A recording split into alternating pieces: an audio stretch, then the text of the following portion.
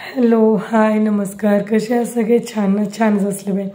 सगळ्यात आधी पहिल्यांदा गुड मॉर्निंग सगळ्यांना, शुभ सकाळ. झाला असं सगळ्यांचा चहा पाणी वगैरे सगळं मस्तपैकी. तर आपण एक व्हिडिओ पोस्ट केला होता काल मंदिरातला. तर मंदिरातल्या व्हिडिओला एवढं प्रोत्साहन आलं नाही कोणी जास्त त्याला व्हिडिओला लाईक केलं नाही, व्हिडिओ व्हायरल झाला. कारण का ते एक असं मला कळालं की सगळ्यांना आता सोमनाथ दुर्गुडेचं बघण्यात इंटरेस्ट आलेलं आहे की बाबा त्यांनी किती वाटोळं केलं, किती मुलांना लांब ठेवलं आणि काय करतोय. तर आता सोमनाथ दुर्गुडे बंदीपुरी तर सगळ्यांनाच माहिती बेसिकमध्ये कार्य होते. तर मला भरपूर जणांच्या कमेंट होत्या की ताई नेमका विषय काय. पण ज्यांना माहीत नाही ना तर त्यांनी पहिल्यापासून व्हिडिओ बघा, कारण पहिल्यापासून मी सगळ्या गोष्टी दिलेल्या आहे त्याच्यामध्ये. तेव्हा सगळ्यांना कळेल की नेमका विषय काय झाला, कसा झाला. तर एक विषय असा पण होता, मला काल चिंचोशीवरून पण फोन आला होता की बाबा त्या बाईचं रेकॉर्डिंग डिलीट मार नको. पण त्या बाईने पहिलं माझं वाटोळं केलेलं आहे म्हणून मी ते रेकॉर्डिंग ठेवलेली आहे, बाकी काहीच नाही. राहिला मुद्दा आज जो ब्लॉग बनवते आपण, जो ब्लॉग बनवते त्या ब्लॉगमध्ये पण आज एवढं विशेष आहे की एक सोमनाथ दुर्गुडे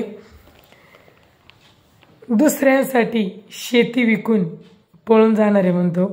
वर त्या बाईला म्हणतो की तुझ्या नवऱ्या पुढं पण मी तुझ्या गळ्यात हात घालून त्याच्या पुढं जायचं. आणि त्यांचे माझ्याकडे फोटो असून पण त्यांना वाटतं फोटो नाही आहे. आणि तो म्हणतो की फोटो घंटा कोणाला फोटो नाही आहे. आणि फोटो व्हायरल केल्यावर कळलं की मी शेती विकून आपण दोघं पळून जाऊ किंवा लग्न करू. पण लग्न करायला मी डिवोर्स दिला तर तो लग्न करीन ना. त्याने डिवोर्सची केस टाकलेली आहे. ते डिवोर्सला तो तारखेला येत नाही. माझी कोर्टात केस चालू आहे, माझ्या तारखेला येत नाही. मग काय फायदा आहे सांगा बरं. तर आपण असं एक रेकॉर्डिंग ऐकूया. वैशाली दुर्गुडेनंतर जी त्याच्या आयुष्यात आली होती ती म्हणजे उज्जैनची लेडीज होती. पहिले आपण तिचं रेकॉर्डिंग ऐकू, नंतर मग त्या गोष्टी बोलू. बात सुनी मेरी, दादाजी बात करो ना, मैं आ रहा हूँ छुट्टी, अगर मैं आ रहा हूँ ना, दादाजी बात को नहीं तंग कर रहे हैं फालतू में, उसी बात पे लेके आओ. दादाजी से बात करूंगी तो ये शायद फोटो नहीं भेज देगा दादाजी के पास. घंटा फोटो नहीं इसके पास, ना मेरी बीबी के पास फोटो. मैं प्रॉमिस कर रहा हूँ ना, इनके पास कुछ फोटो नहीं. नहीं फोटो है, मुझे पता है इसके पास फोटो है. तुमने देखी है क्या? मुझे पक्का पता है कि इसके पास फोटो है, क्योंकि मैं इसका रंग देखकर पहचान जाती हूँ. फोटो नहीं है, मैं बोल दिया ना. मेरी बात सुनो सोना, अगर इनके पास फोटो होगा, इन्होंने वायरल कर देना, आगे पूरी जमीन जायदाद बेच दूंगा और इनको सबक सिखा दूंगा. ऐसे वायरल होता है, क्यों अपने पर्सनल लाइफ में अपनी बर्बाद कर रहे ना. ऐसे हमने कोई क्राइम नहीं किया यार, मैं फौज में हूँ, मुझे चिंता नहीं है क्या? आप टेंशन क्यों ले रही हो? ऐसे फालतू में मारना क्यों? साथ में जिएंगे, I promise you, trust me, साथ में जिएंगे. बोल दिया ना साथ में जिएंगे, इसलिए गुस्सा दिला रही है. इनके सामने गले में हाथ डाल के घूमेंगे, पति के सामने भी और मेरी बीवी के सामने भी. ठीक है? हेलो, जिनको जो बोलना है बोले दो. मुझे आने तो छुट्टी आने तक नहीं सह सकती क्या सोना? बोलिए ना. हेलो हेलो, और तुम काहे के लिए जीना हराम करे तुम? बघितलं, तिच्या नवऱ्याला जेव्हा कळालं की याची बाहेर लफडं आहे तिचं, आणि जेव्हा माझ्याकडे फोटो आले, यांचे नागडे एवढे फोटो आले, हा काय म्हणतो घंटा फरक पडत नाही की फोटो गेले तरी मी शेती विकेन आणि यांच्या बायकोसमोर गळ्यात हात घालून हिंड. मग तो शेती विकायचा प्रश्न आलाच कुठं, कारण यांनी ठेवलंच काय. माझं सगळं सोनं नाणं मोडलं, शेती पण त्यांनी विकायला काढली. त्याचं एक पोरगी मी सांभाळते, माझी मुलं आहे त्यांच्या माझा जीव म्हणून मी सांभाळते. याला पोरांशी घेणं देणंच नाही ना. याला घेणं देणं असतं तर याने अशी काशी केलीच नसती.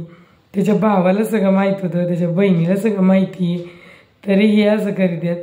काय यांचं जाळ करायचं काय मला. वर सगळी मला म्हणतात ना, तो म्हणतो फौजी म्हणू नका, फौजी म्हणू नका. सगळ्यांच्या जो फौजी असेल त्याला लई दुरी लागायची ना. तर मग तो फौजी नाही, मग तो कसं काय म्हणतो मी फौज में मुझे कोई कुछ करेगा नाही. हां, तर मग अशा माणसाला करायचं तरी काय आपण, अशा भंगार माणसांना. मी फौजमध्ये असून हे एक BSF जवान असून याचा फायदाच नाही ना काहीच.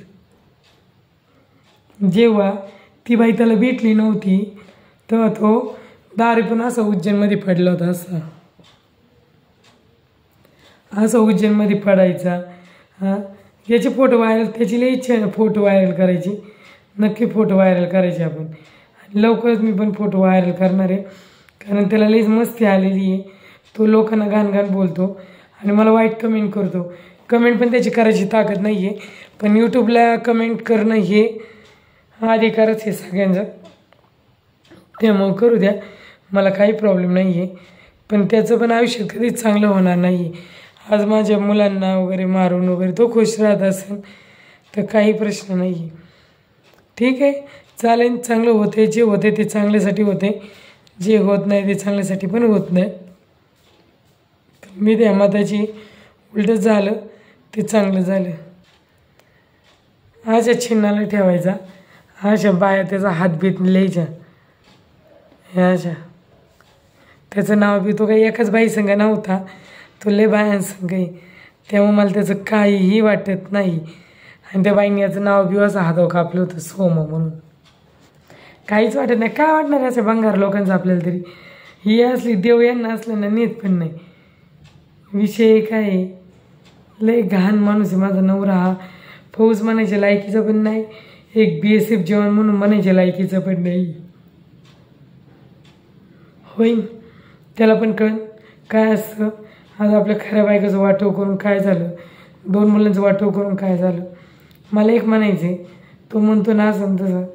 आपण आहे ना फोटो पण त्याची व्हायरल करायची इच्छा आहे. आता फोटो व्हायरल करू आपण नक्कीच. आणि अजून एक फोटो दाखवायचा होता, कसलं घाण दारू पण पडलेलं होतं ते एका जागी. पण आपण आहे ना नेक्स्ट ब्लॉगमध्ये ना रोज एक एक फोटो टाकत जाऊ. फक्त तुम्ही सपोर्ट करा. आज ही जी आहेत हे सगळं दुसऱ्यांपर्यंत, म्हणजे अख्ख्या फौजींपर्यंत, अख्ख्या फौजींच्या बायकांपर्यंत पोहोचू द्या. कारण या गोष्टी पोहोचणं पण खूप गरजेचं आहे.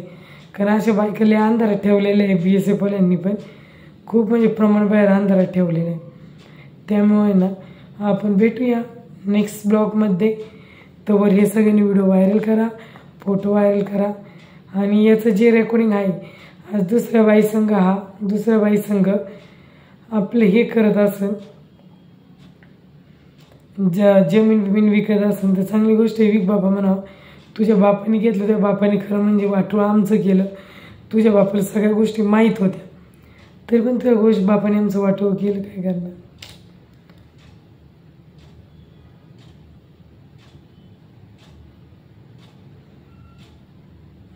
शेती विकायला एवढा दम लागतो म्हणा, बाकी काही नाही आहे.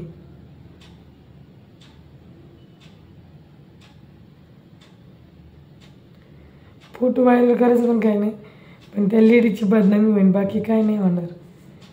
तेव्हा असं वाटतं नको त्या लेडीचे फोटो टाकायला. पण आपण नेक्स्ट ब्लॉगमध्ये ना त्या लेडीच्या तोंडाला स्टिकर लावत जाऊ. बाकी नाही. जेव्हा तो सुट्टीवरून चालला होता त्याच बाईला भेटायला, तेव्हा माझी मुलगी एवढी छोटी होती. तेव्हा मला मारलं होतं त्यांनी सगळ्याच्या घरात, आणि त्या बाईला भेटायला चाललं होतं. तर त्याला त्याची लाज वाटायला पाहिजे होती. आपण करतोय काय चालले आपली नाटकं. काय नसलं भंगारांसंग. याचं आयुष्य कधी चांगलं होणार नाही आणि होऊन पण देणार नाही मी. आता जे होईल आणि बायांचा बघा असं दारू पण पडायचा. जेव्हा बाया त्याला म्हणले ना मी भेटा येणार नाही, त्यांच्या एरियामध्ये जाऊन हा दारू पिऊन पडायचा. असं हे BSFचं जिथं ड्युटीला होतं ते असं पडायचं.